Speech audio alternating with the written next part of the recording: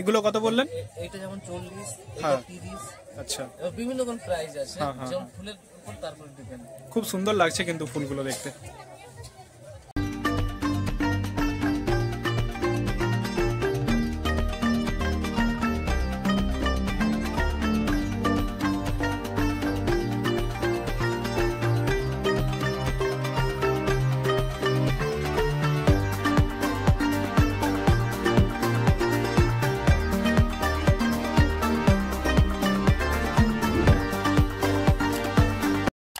তো এই হচ্ছে আমাদের কোলাঘাটের স্টেশন। মনে হচ্ছে যেন কোনো হিল স্টেশনে উঠছি। তো দেখতেই পাচ্ছেন কতটা উঁচু। এই স্টেশনে উঠতে গেলে অনেক দম লাগে, যেন মনে হচ্ছে কোনো পাহাড়ে উঠছি। দেখুন, তো যারা কলকাতা দিক থেকে আসবেন তারা হাওড়া স্টেশনে আসবেন। ওখান থেকে আপনারা মেদিনীপুর লোকাল, খড়গপুর লোকাল, এছাড়া বালিচক লোকাল, এই ট্রেনগুলোর মাধ্যমে কিন্তু আপনারা খিরাই স্টেশনে নামতে পারবেন। খিরাই স্টেশন হলো পাঁশকুড়া স্টেশনের পরবর্তী station. Afternoon everyone, welcome to my brand new blog. তো এখন আমি রয়েছি খিরাই স্টেশনে। তো এখান থেকে আপনারা কিভাবে যাবেন, কিছুটা হেঁটে যেতে হয়। মেন যে বাগানটা রয়েছে ওখানে হেঁটে হেঁটে যেতে হবে। তো কিভাবে যাবেন আমি আপনাদেরকে সেটা আগে দেখিয়ে দিই। বাকি খিরাইয়ের যে ফুলের বাগান রয়েছে সেই ফুলের বাগানে গিয়ে বাকি দেখা হচ্ছে।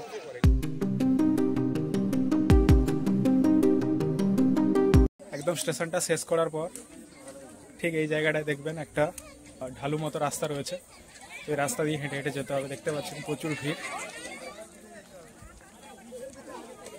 এদিকে সবাই পারাপার করছে, প্রচুর ভিড়। তো এই রাস্তা দিয়ে এখন হেঁটে যেতে হবে আমাদেরকে। থেকে প্রচুর এরকম গাড়ি রয়েছে যেগুলো করে আপনারা যেতে পারেন। ওই 20-30 টাকা করে নেয়।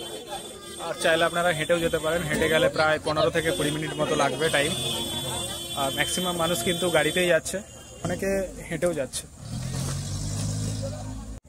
তো এই জায়গাটাও কিন্তু বেশ সুন্দর লাগছে দেখতে, একদম পিকনিক স্পট হিসেবে দারুণ লাগবে। তো এই রাস্তাটা এখন জল ছড়া দিয়েছে, তাই নাহলে কিন্তু প্রচুর পরিমাণে ধুলো হয়। যেটা আমি আগের বছর ভিডিও বানিয়েছিলাম, তখন কিন্তু প্রচুর পরিমাণে ধুলো উঠছিল। তো যাই হোক, এবছর কারোর মায়া দয়া হয়েছে, তাই একটু জলের ছিটে দিয়েছে, তাই জন্য কিন্তু একদম কোনো ধুলো উঠছে না। এই জায়গাটাই আজ থেকে প্রায় 4-5 বছর আগে কেউ চিনতেও না, জানতেও না, বাট এখন এখানে কিন্তু লাখো লাখো মানুষ আসে। এই শীতকালের সময় প্রায় কয়েক লক্ষ মানুষ কিন্তু এখানে এসে ঘুরে যায়। এতটাই ফেমাস হয়ে গেছে জায়গাটা। সোশ্যাল মিডিয়া থাকলে কি হতে পারে একবার বুঝতেই পারছেন। ট্রেন থেকে নেমে প্রায় 1 কিলোমিটারেরও বেশি কিন্তু হাঁটতে হচ্ছে। আমার মনে হচ্ছে যে এই জায়গাটা একটা স্টেশন করে দিলে ভালো হতো। তো ফাইনালি আমরা প্রায় 1.5 কিলোমিটার হাঁটার পর আমরা মেন খিরাইয়ের যে ফুলের বাগান সেইখানে পৌঁছে গেছি। তো দেখুন, দূর থেকে জাস্ট অসাধারণ লাগছে দেখতে। তো মেলায় ভিড় কাকে বলে দেখুন একবার শুধু, প্রচুর ভিড়, প্রচুর। দুর্গাপুজোর মেলার মতো কিন্তু এখানে ভিড় লেগে গেছে। আর আজকে কিন্তু কোনো ফেস্টিভ্যালের দিন নয়, আজকে একটা সাধারণ দিন।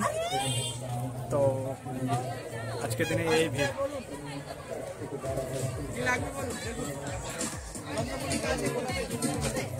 তো এখানে এসে দেখতে পাচ্ছি প্রচুর ফুলের দোকান রয়েছে। তো চলুন একটা দোকানে আমরা ফুলের দামগুলো জিজ্ঞেস করে নিই কেমন রয়েছে। দিদি, এই ফুলগুলোর দাম কিরকম রয়েছে? 30 টাকা। আর এগুলো সব একই দাম? আচ্ছা, আর এই ফুলদানিগুলো 10 টাকা পিস। এগুলো সব 30 টাকা, আর এগুলো 10 টাকা পিস করে বলছে। ফুলগুলো কিন্তু খুবই সুন্দর। হ্যাঁ, কিছু খাবারের দোকানও রয়েছে দেখতেই পাচ্ছেন। আর এদিকটা প্রচুর খাবারের দোকান রয়েছে। এই দিকটায় শুধু ফুলের দোকান, আর এদিকটা সব খাবারের দোকান। আর এর মাঝখানটা একটা ফাঁকা জায়গা রয়েছে, এখানে ফুচকা বা অনেকে সাইকেল টাইকেল রেখেছে, আর ফুচকা টুচকা এগুলো বিক্রি হচ্ছে টুকটাক।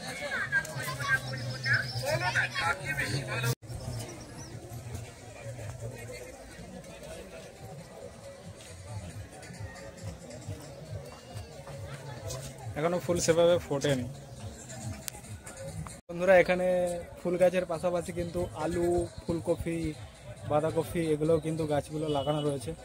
শুধু যে ফুলের গাছ রয়েছে সেটা না, আগের বছর এগুলো পুরোটাই ফুল গাছই ছিল, বাট এবছর কিন্তু ফুল গাছ কম আছে দেখছি। এগুলো দাম কিরকম রয়েছে? হলুদ 5 টাকা আছে, 5 টাকা পিস। 5 টাকা পার পিস। আচ্ছা। লাল 5 টাকা, 4 টাকা, 3 টাকা, যেমন গোলাপ তেমন। হ্যাঁ। এগুলো 5 টাকা। আচ্ছা। চন্দ্রমল্লিকা কালার 6 হ্যাঁ, টাকা। 6 টাকা। হ্যাঁ, সাদা 3 টাকা। 3 টাকা। আর এগুলো কত বললেন? এইটা যেমন 40, হ্যাঁ। এটা 30। আচ্ছা। এবার বিভিন্ন রকম প্রাইস আছে, হ্যাঁ, হ্যাঁ। যেমন ফুলের উপর তারপর ডিপেন্ড। খুব সুন্দর লাগছে কিন্তু ফুলগুলো দেখতে।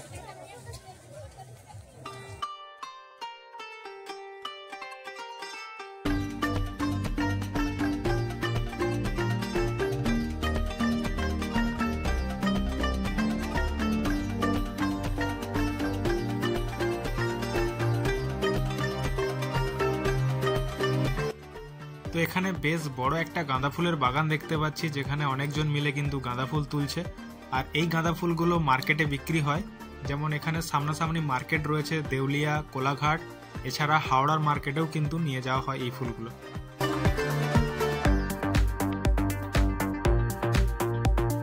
তো আমরা হাঁটতে হাঁটতে পৌঁছে গেছি খিরাইয়ের ফুলের বাগানের একদম মাঝখানে। আমাদের চারিদিকে রয়েছে শুধু ফুলের বাগান।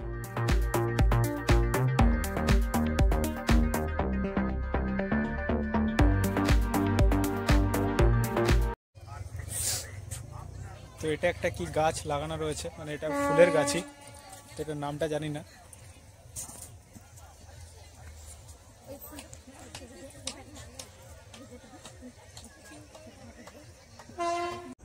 এই যে নদীটা রয়েছে, এই নদীর পাড়েই কিন্তু এই ফুল গাছগুলো লাগানো হয়। তো দেখতেই পাচ্ছেন একদমই নদীর পাড়ে, আর ওই দূরে ট্রেন যাচ্ছে, বেশ দেখতে ভালোই লাগছে।